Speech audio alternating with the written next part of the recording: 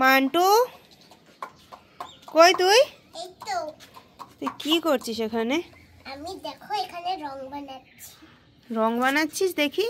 এই দেখো। দেখা কি কি দিয়ে তুই রং বানাচ্ছিস এখানে?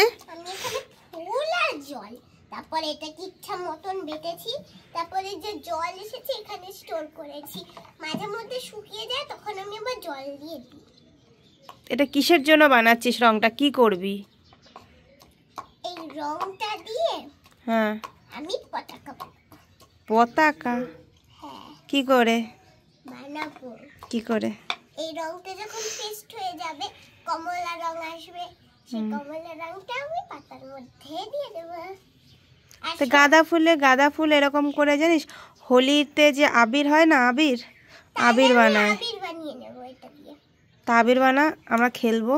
হ্যাঁ সামনে দোল আসছে না, হ্যাঁ ওই দোলে খেলবো। হ্যাঁ ভালো করে রংটা বানা। হ্যাঁ রংটা বানিয়ে রোদে শুকিয়ে দেবো। হ্যাঁ আবির হবে, আবির। আবির হয়ে যাবে।